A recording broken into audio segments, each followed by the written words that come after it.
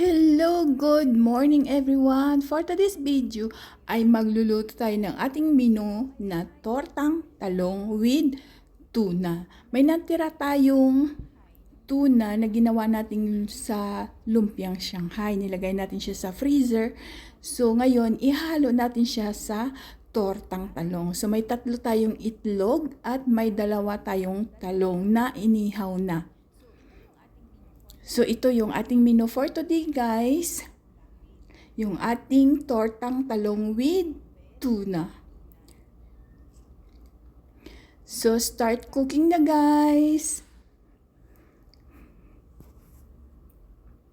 Na natin yung talong kasi inihaw na natin siya kanina. So, nilagyan na natin siya ng itlog. So, ayan na guys, nilagay na natin yung ating tuna. Ito yung tuna na natira natin yung gumawa tayo ng tuna Shanghai. So, nilagay natin siya sa freezer. So, gagamitin natin siya sa tortang talong. So, ready to cook na guys. Ilalagay na natin siya. So, na guys, nilagay na natin yung ating tortang talong with tuna.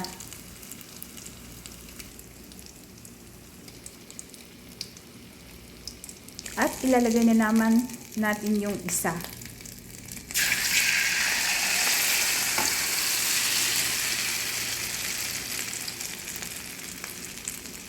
So, ayan na guys. Luto na yung ating tortang talong na may tuna.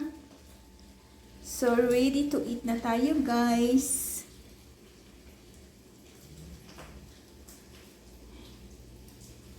Ito yung tuna na natirang ginawa kong lumpiang Shanghai.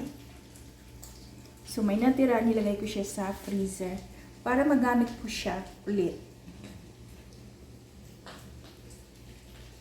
Kain tayo guys! Thank you for watching!